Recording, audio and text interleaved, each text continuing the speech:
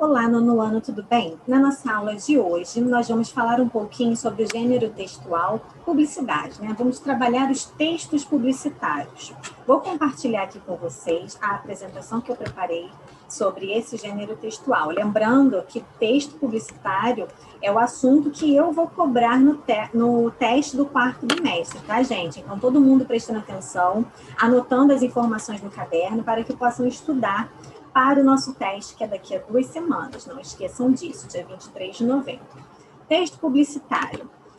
Desde o primeiro momento em que alguém usa algum argumento para convencer o outro a adquirir um produto, uma ideia, né, fazer alguma coisa, utilizou-se de um texto publicitário, né, oral ou escrito. O fato é que esse tipo de discurso ele é muito mais antigo do que nós imaginamos. Muitos séculos se passaram desde que alguém o utilizou pela primeira vez. E de lá para cá, a publicidade só evoluiu, por causa também da globalização, da utilização da internet, que é esse meio de comunicação tão rápido, né, que leva a mesma informação a tantas pessoas ao mesmo tempo.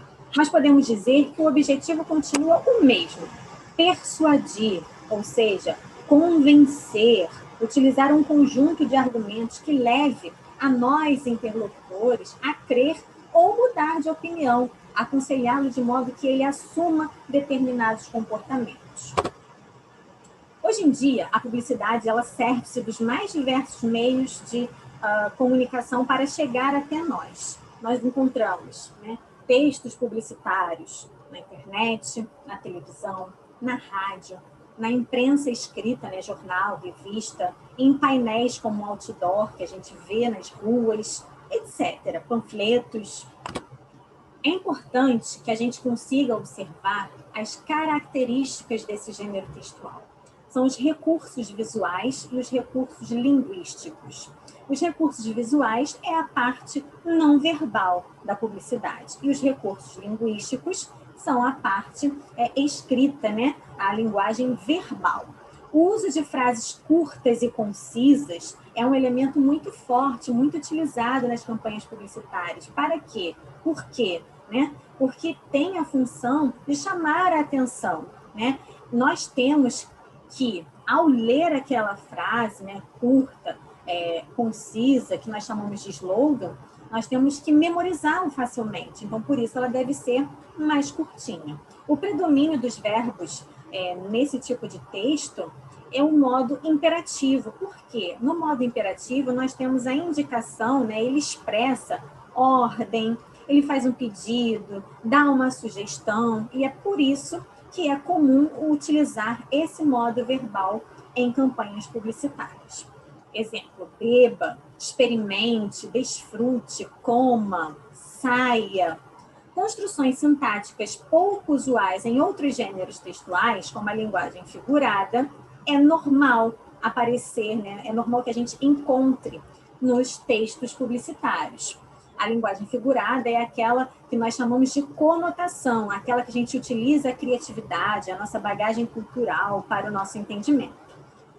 Por meio de metáforas, que é uma comparação implícita, e a comparação implícita é aquela que não tem palavras que indiquem claramente para a gente que há ali uma comparação, por exemplo, como, que nem, tão quanto, né? Então, por isso nós chamamos de comparação implícita as metáforas. Repetições também são muito comuns, porque fica grudada na nossa cabeça, né, quando há uma repetição. Gírias são utilizadas, regionalismos, neologismos. As gírias e os regionalismos servem para aproximar o leitor daquela campanha publicitária. E os neologismos vão trazer para a gente, né, inovação. Por quê, gente? O que é o neologismo? É a criação de uma nova palavra, uma palavra que não existe na nossa língua. É comum o uso de neologismo nas mídias, principalmente na internet. Observem aqui essa charge que eu coloquei, que é uma crítica à corrupção do nosso país. O que é uma porção de terra cercada de corrupção por todos os lados? Aí o aluno responde: eu sei, professora, Brasília. Olha aí, além de fazer alusão à ilha, né, porque a ilha que diz, né, que nós temos ali um pedaço de terra cercada de água por todos os lados. Então, ele se apropriou, né, do significado da ilha para utilizar, né, para responder à pergunta da professora, porque Brasília é a capital do nosso país, e nós sabemos, né, não é de cunho reservado, privado, é público, que nós temos muita corrupção no nosso país. E é por isso que ele utiliza aí a palavra Brasília, com LH, misturando a palavra Brasília, né, o estado, o nome do nosso estado, com a ilha, formando, portanto, um neologismo. Preste atenção, gente, um anúncio publicitário ele vai ser constituído por imagem e texto, que devem ser combinados, então eles não estão ali à toa. Tudo foi pensado exatamente para atingir o seu objetivo, né? Atingir o seu público-alvo, para captarem a atenção e o interesse do público. Para atrair a atenção, é usado slogan. Lembra que eu falei lá daquela frase concisa? Então, chama-se slogan, que se trata de uma frase ou expressão que deve ser original, breve, simples e de fácil memorização, para despertar a simpatia pela marca que está se promovendo, né? Está tentando vender o seu produto, ou pela ideia defendida por uma campanha. O anúncio publicitário, ele deve ser adequado ao público a que se dirige. Então, toda campanha, todo anúncio publicitário, ele tem um público-alvo. E ele vai ser trabalhado em cima desse público-alvo, fazendo apelo a sentimentos, emoções, desejos, tais como bem-estar, juventude, aventura, riqueza, segurança. Observem esse anúncio publicitário aqui que eu coloquei. Ela é dirigida a qual público? Você acha que está adequado ao público-alvo dela?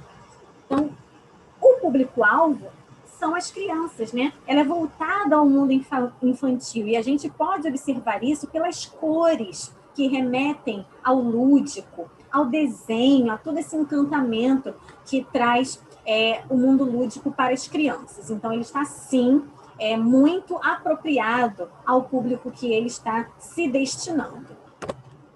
Observem agora essas duas propagandas que eu coloquei aqui em cima. A propaganda 1 do Outubro Rosa, que é uma campanha que todos nós já conhecemos, né? De conscientização sobre o câncer de mama. Seja uma amiga do peito. E a segunda propaganda 2 do homem, né? O Novembro Azul.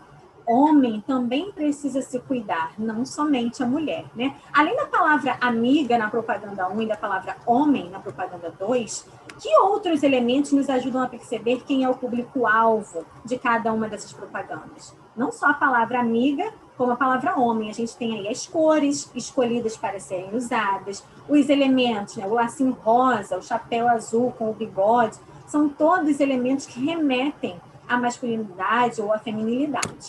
De acordo com os elementos apresentados na propaganda 2, como poderíamos caracterizar o público-alvo desse anúncio? São os homens, né? Homens geralmente gostam de cuidar dos bigodes, dos cabelos, e por isso foram utilizados esses elementos, não à toa. Todo bem precisamente estudado para levar em conta aí dessa propaganda. Observe os tipos de fontes utilizadas nas propagandas. Na sua opinião, essa variedade de letras tem alguma influência na transmissão da mensagem? Claro! Todo e qualquer elemento dentro de uma propaganda foi minimamente pensado para atingir o público-alvo, para emocionar o público-alvo, né? Observe que na propaganda 1, a frase "seja uma amiga do peito" está escrita com uma fonte bem maior do que o restante do texto. Qual poderia ter sido a intenção comunicativa para tal fato? Chamar a atenção, né? Se não fosse para isso, ela estaria pequenininha, como as outras coisas escritas ali. Como é que o texto ficaria sem esses elementos, gente? Cores, imagens, tipos de fontes diversificadas. Esses elementos exercem alguma função importante dentro do texto? Sim, eles têm total importância. Como eu disse a vocês antes, todos os elementos empregados dentro de uma propaganda, eles vão ter a sua função. Nós temos dois tipos de texto publicitário. A publicidade comercial, que é aquela que tem o objetivo de promover um produto ou um serviço, influenciando o receptor a comprar algo, né? Então ele tem o fim comercial de venda, ou a publicidade não comercial, que é aquela que tem simplesmente o objetivo de influenciar o receptor a agir de uma determinada forma ou de seguir uma determinada ideia. Vejamos agora alguns exemplos. Beba Coca-Cola bem gelada. Esse é um exemplo de publicidade comercial, porque o intuito é vender o produto Coca-Cola. Já na publicidade não comercial, coloquei aí uma campanha contra as drogas, né? Diga não às drogas. Ele quer levar ao receptor essa campanha, essa ideia, para que ele haja dessa mesma maneira.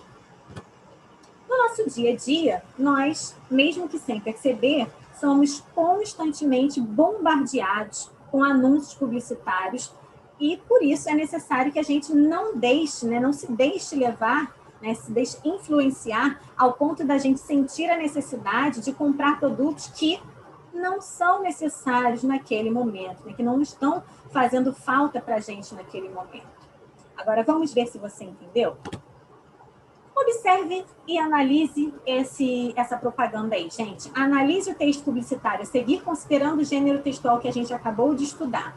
Qual interpretação ela é possível? Olha lá em cima. Olha que couve mais linda, mais cheia de graça. Ela utiliza nessa propaganda elementos não só visuais, como também escritos, né, elementos verbais, para fazer o quê? Tentar persuadir o interlocutor com sua linguagem de sedução e atraí-lo para vender o produto.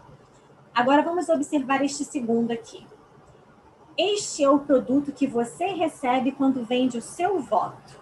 Vamos analisar as afirmativas. Possui uma linguagem persuasiva direta e clara. Os verbos são apresentados no modo imperativo ou no presente do indicativo. Usa como recurso argumentativo o jogo de ideias, considerando imagem e palavra. Analisando essas afirmações, nós vamos ter a 2 e a 3 corretas, de acordo com o que nós viemos, né, estudando ao longo dos dias. Mostre que sua memória é melhor do que a de um computador e guarde esta condição 12 vezes sem juros. É uma campanha publicitária de loja de eletrônicos.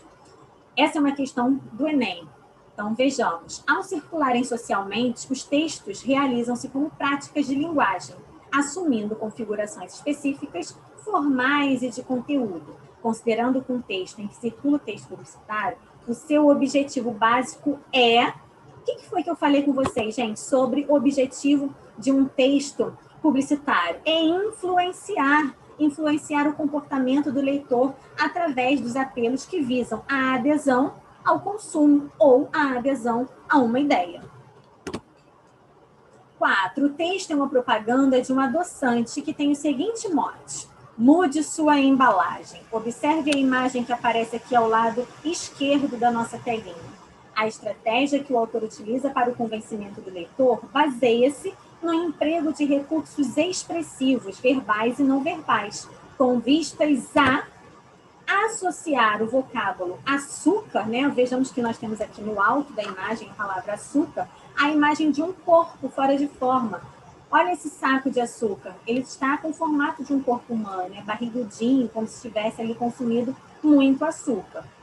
Sugerindo a substituição desse produto pelo adoçante, uma vez que a propaganda, né, a publicidade é de um adoçante.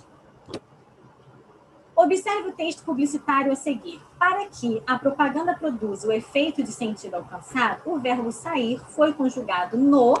Então, vejamos aqui, ó, use saia, saia de dia, saia de noite, saia de si. Ele está conjugado no imperativo afirmativo. Bom, gente, eu espero tê-los ajudado, né, acrescentado a vocês aí algumas informações a mais. Todo mundo deve anotar essas informações que estão nessa apresentação, que fazem parte do texto publicitário que vai cair no nosso teste, tá bom? Fiquem com Deus, tenham uma ótima semana e tchau, tchau.